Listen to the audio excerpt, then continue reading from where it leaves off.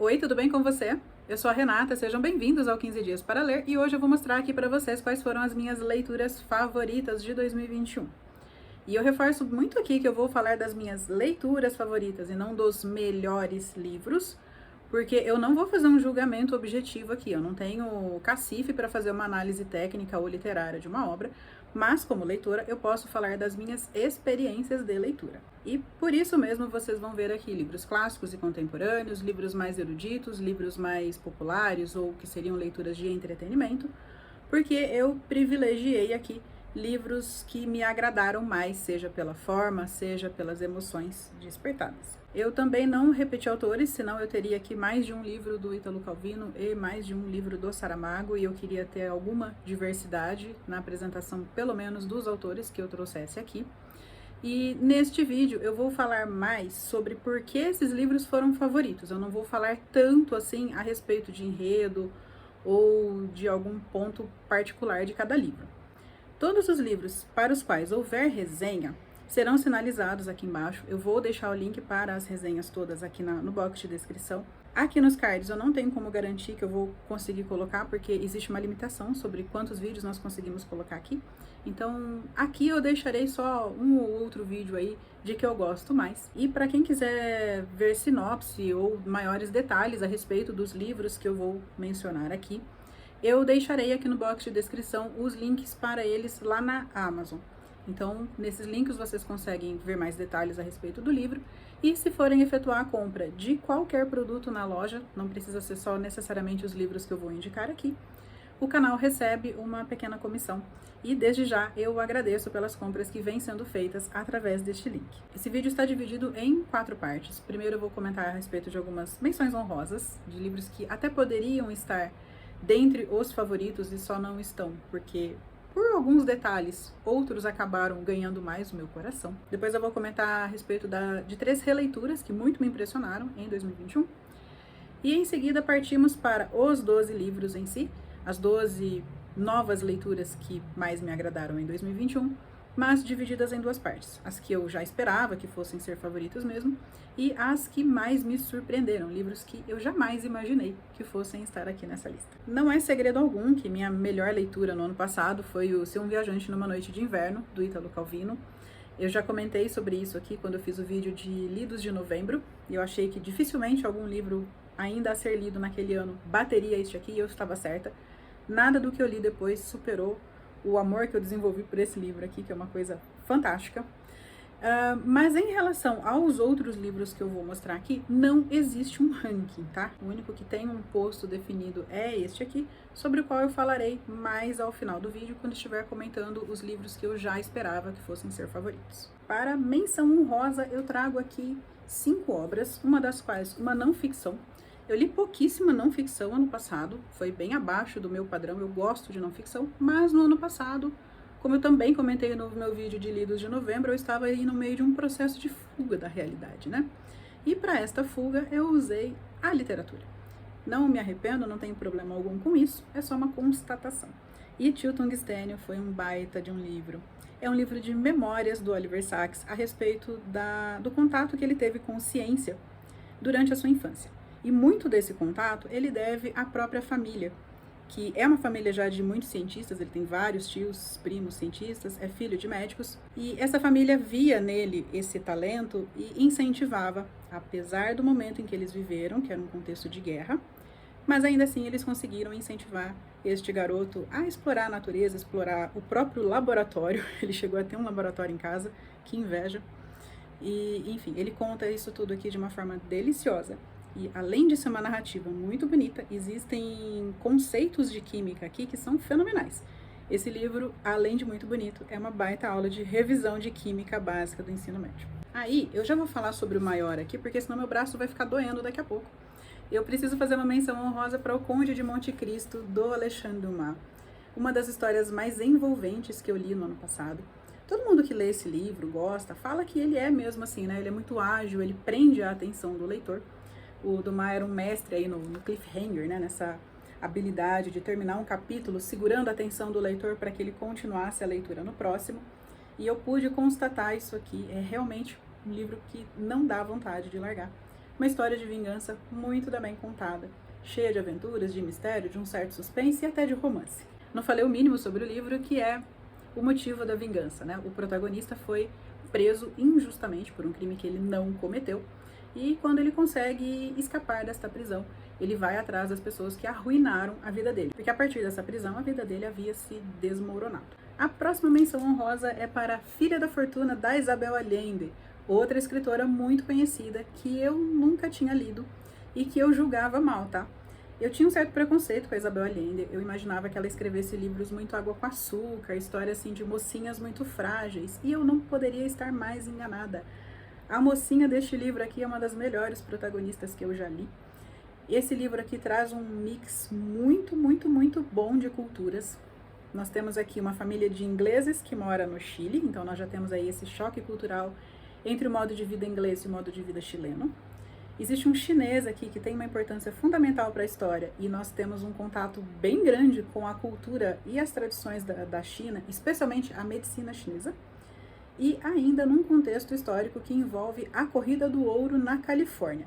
Então veja, dentro de toda essa riqueza ali, ela conseguiu construir uma história muito bem amarrada, com uma protagonista cativante e que luta muito pelos seus sonhos. Então assim, eu não poderia estar mais enganada a respeito da dona Isabel Allende, e eu amei quebrar a cara com esse livro aqui. E quebrar a cara que eu digo no bom sentido, né? Porque todo o preconceito que eu tinha sobre ela caiu por terra. Próxima menção honrosa para O Bem Amado, do Dias Gomes, uma das melhores peças de teatro que eu já li, também uma das mais divertidas.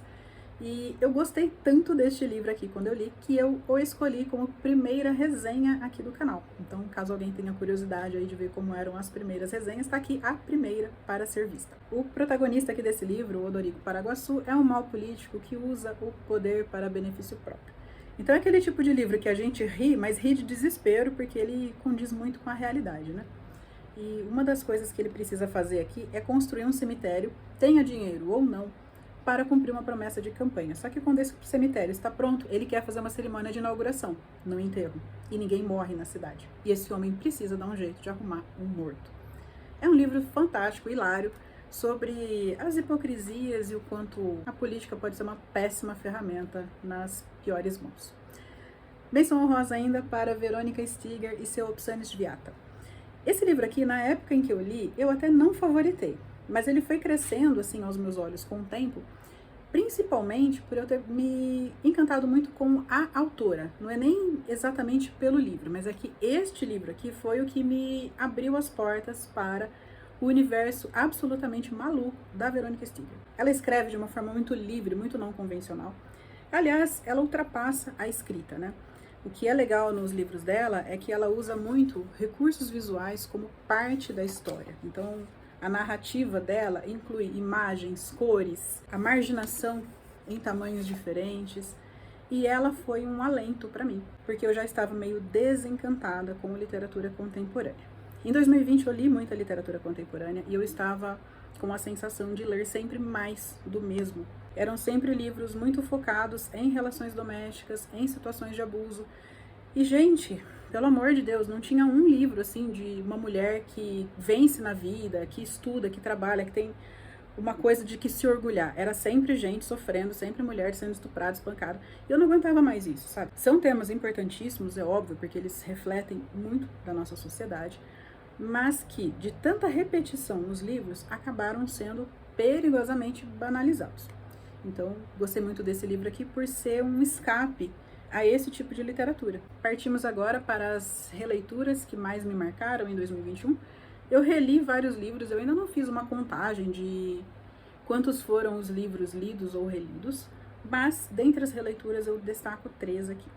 A primeira delas, A Metamorfose, do Kafka, para o qual já existe vídeo aqui no canal. É um vídeo até interessante.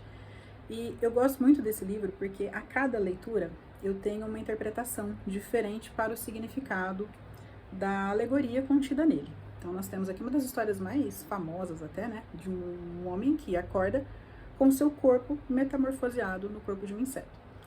E eu digo corpo porque ele, em essência, a consciência permanece humana. E o livro se desenvolve a partir das reações dele próprio à nova condição e também da família a essa condição diferente dele. né? Para a família, ele passa a ser o inseto. Por isso mesmo é um livro pesado, não é uma leitura fácil, mas é uma leitura que proporciona boas, ótimas reflexões. Outra releitura marcante em 2021 foi Incidente em Antares, do Érico Veríssimo. Esse aqui já era um dos meus livros favoritos, assim, da vida, né? Mas ele se tornou ainda mais favorito depois dessa releitura. Ele cresceu muito, porque eu li esse livro ainda jovem, tinha acho que uns 15, 16 anos, e eu me atinha muito aos aspectos textuais dele. E é realmente um livro muito bem escrito, né? Ele é um livro engraçado.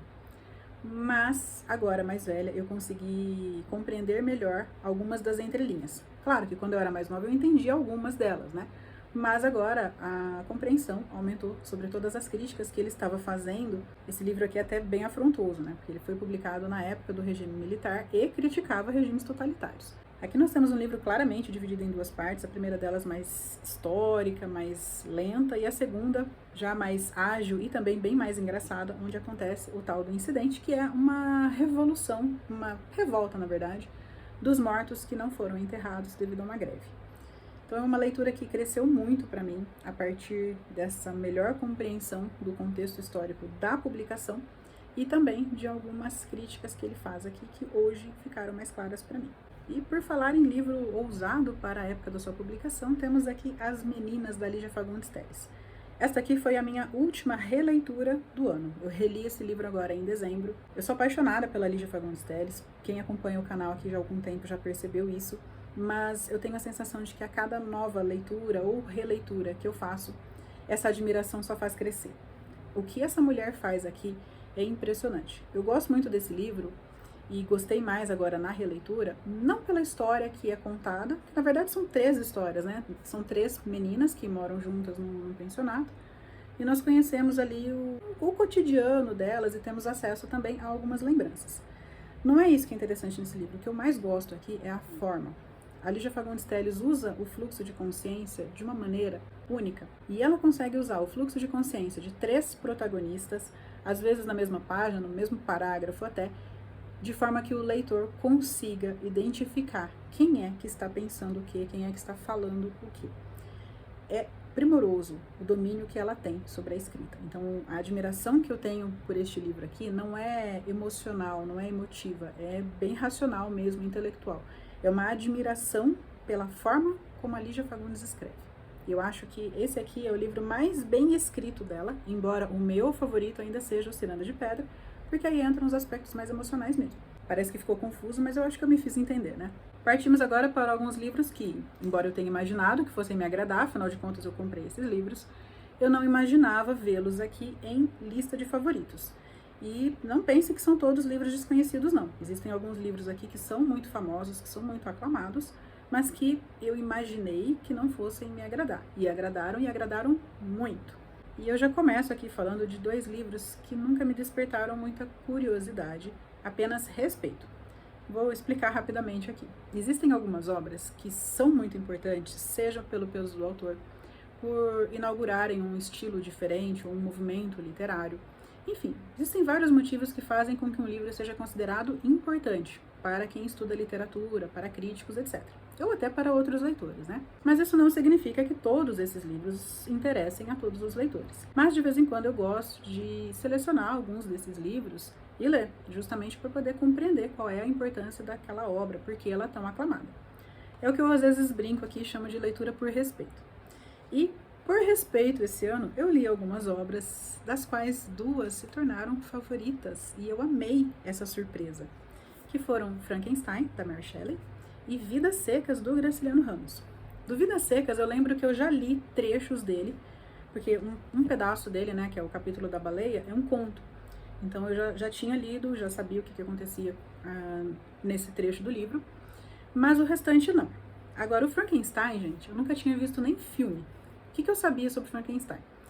Que era o criador, que era o Frankenstein, que não era criatura, que ele tinha sido bastante responsável na sua construção e que a tal da criatura era feita de restos de pessoas falecidas, só. Eu não imaginava que esse Victor Frankenstein fosse um dos personagens mais detestáveis da literatura.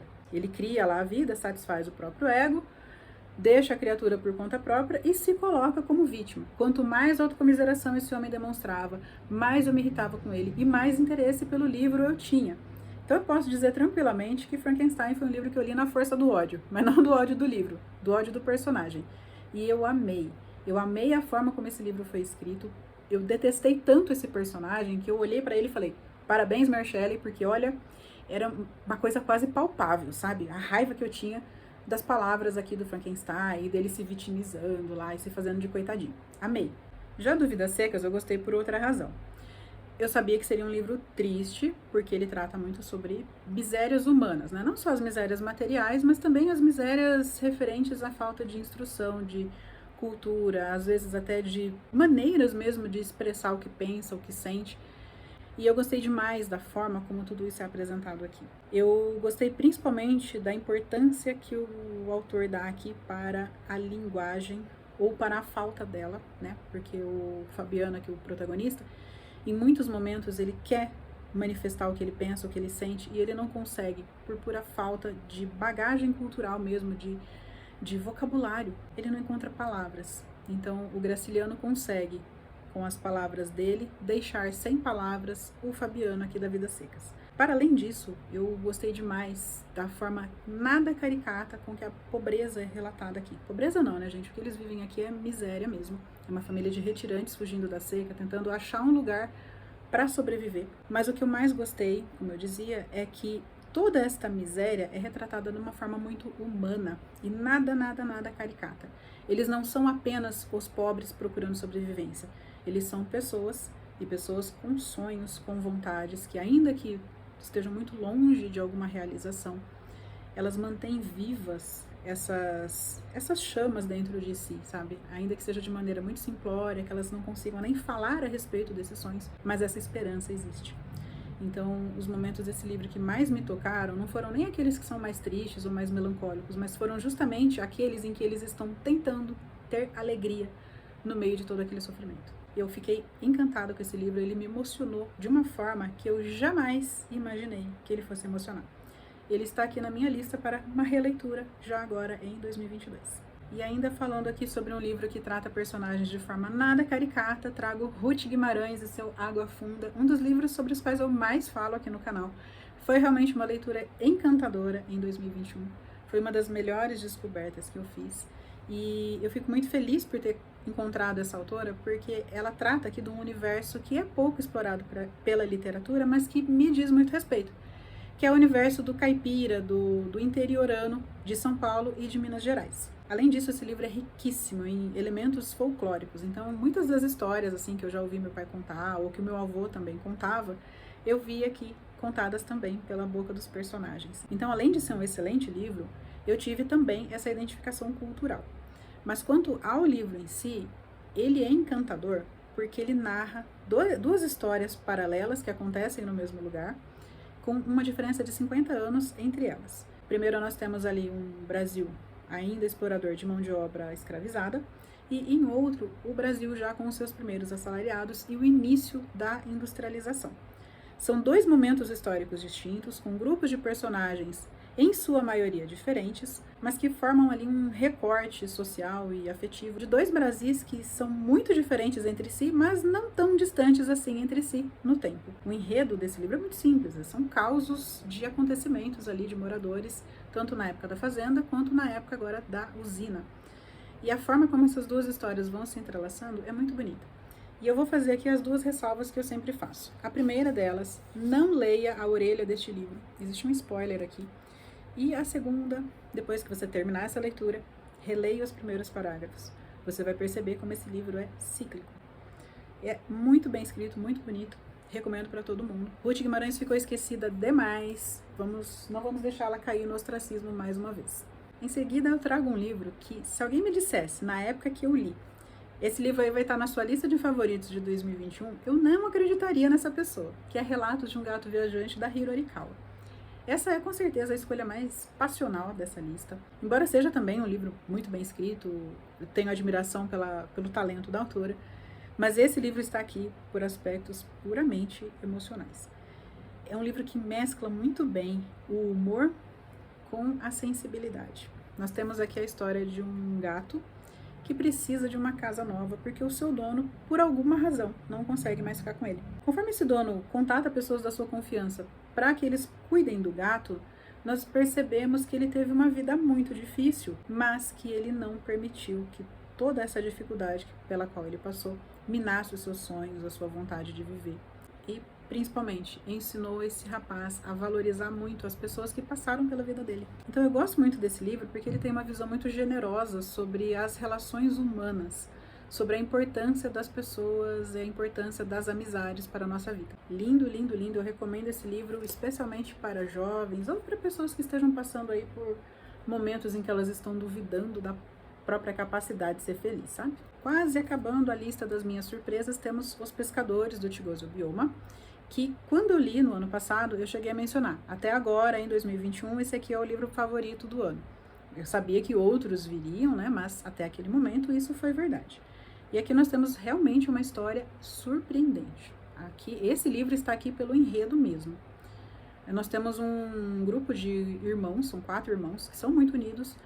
Um deles escuta uma profecia sobre como ele vai morrer, não sabe lidar com aquela informação, e a partir daí a família inteira entra numa espiral de loucura mesmo desse rapaz. Ele passa a viver em função dessa profecia que ele ouviu, e ele arrasta a família dele inteira ladeira abaixo por conta dessas paranoias mesmo que ele vai desenvolvendo. Só que no meio do livro, o rumo que a história toma é completamente diferente, e eu fiquei assim de queixo caído por um bom tempo. É um livro muito bom, muito bem escrito. Então, esse aqui está aqui realmente pelo enredo, embora a narrativa também seja muito boa, ele escreve de uma forma muito bonita.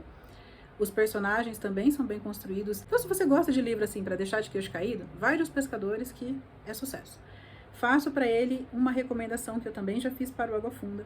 Depois de terminar a leitura, volta e relê os primeiros parágrafos. Você vai entender mais exatamente o que é que está acontecendo nesse primeiro parágrafo e por que é que esse menino tem tanta obsessão por data, que foi uma coisa que me chamou a atenção durante a leitura. Por fim, eu trago aqui o único livro do Tolstói que eu não havia lido ainda, Ressurreição.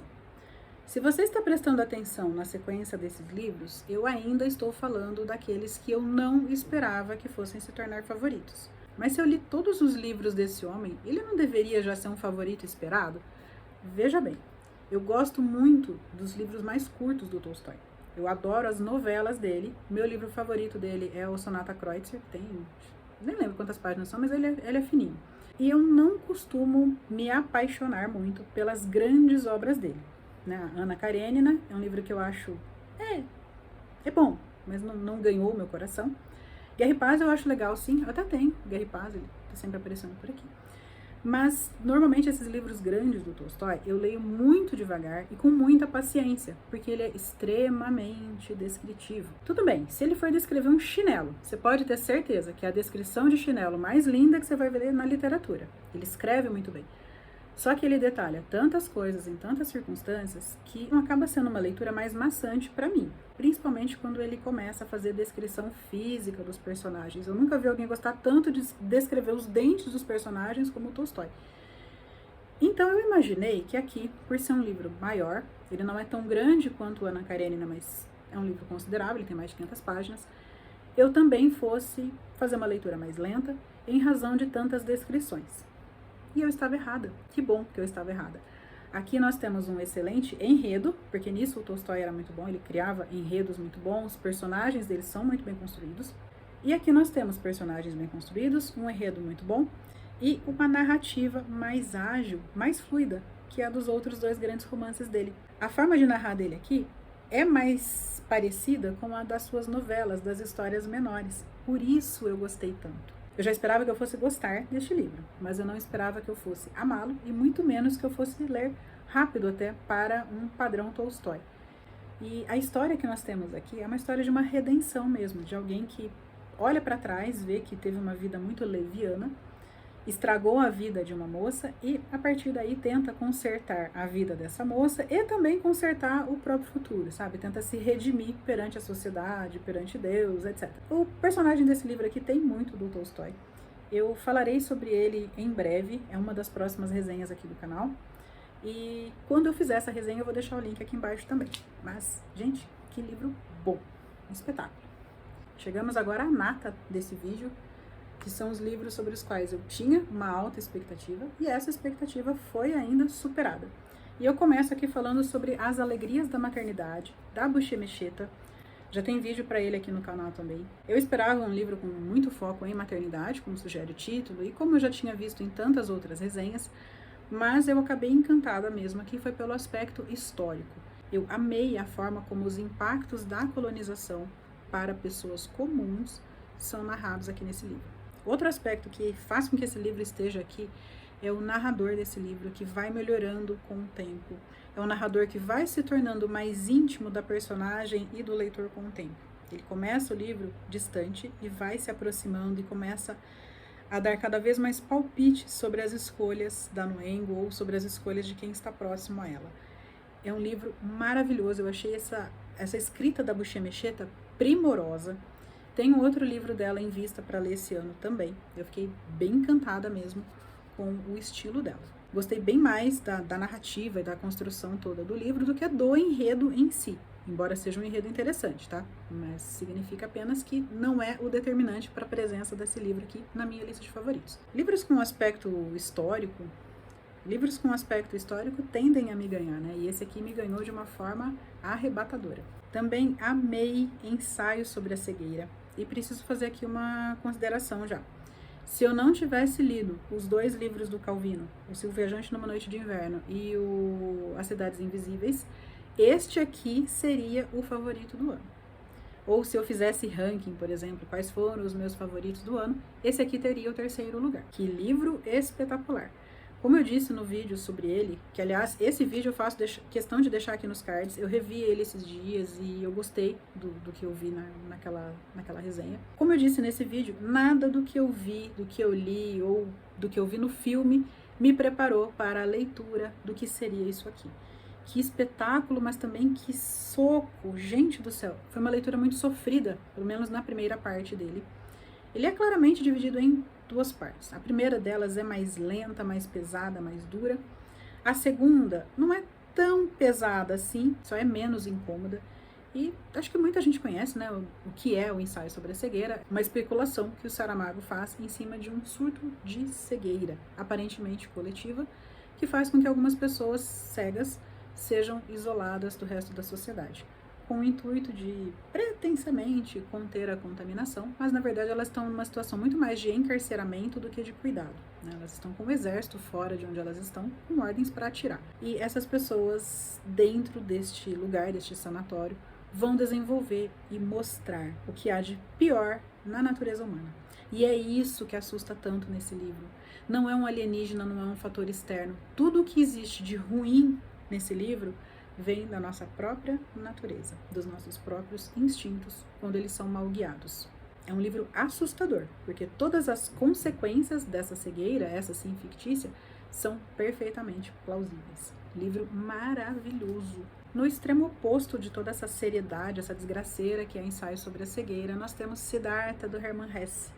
Um livro sobre um homem em busca do próprio caminho, do sentido para a própria vida. E esse homem, o Siddhartha, tem uma história parecida com a de qualquer pessoa, cheia de erros e cheia de acertos. Mas o que eu mais gosto nele é que ele não tem medo de errar. Ele percebe que ele está no caminho errado, que aquele caminho não o conduz à felicidade ou aos sentimentos que ele está buscando naquele momento, ele muda de caminho. E eu acho linda a forma como o Hermann Hesse escreve sobre esses processos de decisão do Siddhartha. E aqui nós acompanhamos a vida inteira dele. É um livro fininho, mas nós vemos o Siddhartha da sua juventude até a sua velhice. Então nós conseguimos acompanhar também o amadurecimento desse personagem. Então é uma escolha também bastante passional, embora seja sim um livro muito bem escrito. O Hermann Hesse não ganhou um prêmio Nobel de Literatura à toa, mas para mim ele está aqui por todo esse carinho que o Siddhartha me desperta e por ser uma boa inspiração também. Acho que esse livro aqui é muito legal para pessoas que estão em processos assim de mudança, de tomadas de decisão. Não poderia faltar nessa lista também o Crime e Castigo, do Dostoiévski, um livro que eu li sofrendo também, gente. Passei um mês ali brigando com o Dostoiévski, que é outro autor que me irrita, embora seja um autor de quem eu goste muito. O Tolstói me irrita pelas descrições e pelas digressões a respeito das aparências de toda aquela gente rica que ele traz para o livro dele. O Dostoiévski me irrita por toda a digressão filosófica, às vezes de umas ideias que não tem nada a ver com o livro, mas que ele traz ali, sei lá por quê. Mas no caso aqui do Crime e Castigo, tem menos dessas filosofias todas do Dostoiévski, ele consegue se concentrar mais na história aqui do Raskolnikov, que é o nosso criminoso aqui. E o principal castigo que existe nesse livro não é o castigo do judiciário, é o castigo interno. E é aí que esse livro se torna um dos meus favoritos. A construção de personagens do Dostoiévski é muito boa. A narrativa dele é criticada, né? Existem vários críticos que falam que ele não escreve bem e tal. E eu até concordo em partes, assim, acho que realmente a narrativa dele às vezes é meio pobre, mas eu não conheço ninguém que construa tão bem personagens como os dele. Principalmente personagens excluídos, marginalizados ou até meio perturbados mesmo. Ele é mestre nisso. E o Raskolnikov é espetacular. Porque ele comete um crime, é um crime bárbaro, e a partir do momento que nós estamos ali, tendo contato com a mente dele, a gente chega num ponto que a gente está quase com dó do Raskolnikov. Por quê? Porque o autor foi bom, ele teve talento para criar esse personagem e para gerar empatia do leitor por esse criminoso. Espetacular, é um livro muito bom. Na época que eu li, eu até comentei, né, que eu tenho minhas dificuldades ali com o Dostoiévski, mas que eu tinha gostado desse livro. Mas o gostar se transformou em amar com o passar do tempo. Essa foi uma leitura que ficou comigo ainda por alguns meses, e de vez em quando eu vejo algumas coisas e eu ainda penso, nossa, parece o Raskolnikov. Isso significa que o livro foi sensacional e a leitura se tornou melhor com o tempo. Agora chegou a vez dela, a leitura que me consumiu mais tempo no ano passado, A Divina Comédia, do Dante Alighieri. Eu li esse livro muito aos poucos. Eu comecei em junho e terminei em dezembro. E a parte que eu mais demorei para ler foi a do meio, que é o Purgatório. O Inferno eu achei tranquilo de ler. Achei uma leitura até fácil, mais fácil do que eu esperava. Quer dizer, não é um vira-páginas, né, que você lê assim sem prestar muita atenção, porque é um poema épico, então ele tem a estrutura própria. Mas ainda assim achei um trecho tranquilo. O Purgatório me consumiu mais tempo, foi o livro em que eu demorei mais, e o Paraíso foi rapidinho de ler. Não sei se é porque eu já estava mais habituada ao estilo do Dante, ou se porque ele é mais fácil mesmo de ler, ou talvez seja porque ele tem menos descrições, pode ser isso. O Inferno e o Purgatório são bem definidos, são lugares mesmo mais definidos. O Paraíso não, o Paraíso normalmente é luz, ele é mais etéreo, talvez seja isso. Mas o fato é que eu amei cada página que eu li aqui. É uma história muito bonita. O Dante se coloca como personagem nesse livro, passeando pelo mundo dos mortos. Então ele começa a sua viagem no inferno, guiado por Virgílio. Depois ele passa a ser guiado por Beatriz, a sua musa inspiradora, uma pessoa que pode ser que tenha existido mesmo e que tenha sido um amor aí do Dante. Ele passa pelo purgatório, chega até o paraíso, e já no paraíso ele passa a ser conduzido por São Bernardo. E já no paraíso ele passa a ser conduzido por São Bernardo. Existem várias teorias, né, sobre o que significa essa jornada dele pelo mundo dos mortos. Não vou entrar em detalhes sobre isso aqui, mas vou dizer apenas que este livro está aqui pela beleza. Existe a beleza tanto do enredo, né, sobre essa redenção dele, quanto a beleza na escolha das palavras, e na musicalidade, e na terça rima. Gente, que coisa linda! Tinha momentos aqui em que eu relia trechos simplesmente para readmirar a beleza do que estava escrito e como estava escrito. Além disso, esse livro tem um final glorioso, maravilhoso, lindo, um dos melhores finais que eu já li na minha vida. Então, eu não tenho como deixar de trazer aqui a Divina Comédia e ressaltar os aspectos mais estéticos mesmo da obra, embora também reconheça que ela tem uma importância histórica indiscutível. E por fim temos ele, né, que não é surpresa para ninguém, que é o Ser um Viajante numa Noite de Inverno, do Ítalo Calvino, um livro que me ganhou tanto pelo aspecto formal e intelectual, quanto pelo aspecto emocional. Essa aqui é uma obra que trata muito do nosso amor pela literatura e pelos livros, de como nós, leitores, nos comportamos quando gostamos demais de um determinado autor ou de um determinado livro, da nossa busca constante por novas histórias, por novos mundos a desbravar. E, para além de todo esse universo que já nos diz muito respeito, que já nos é tão familiar, existe também um recurso que eu considero sensacional em livros, que é o uso da segunda pessoa. Você, leitor, você é o protagonista. E o que ele faz aqui com a gente é incrível. Eu me sentia uma marionete, porque ele falava em alguns momentos, você faz não sei o quê. Você fez isso. E quando eu dava por mim, eu tinha feito exatamente o que ele estava descrevendo aqui. Então esse livro tem esse condão, sabe? De conhecer tão bem o leitor a ponto de prever algumas das suas ações e colocá-lo como um protagonista. Livro maravilhoso. Se você nunca leu Ítalo Calvino, leia. Eu estou encantadíssima por ele.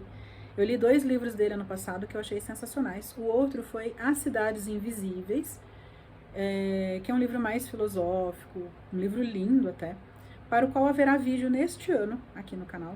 Eu vou reler este livro agora com mais atenção, com mais vagar e falar mais sobre ele.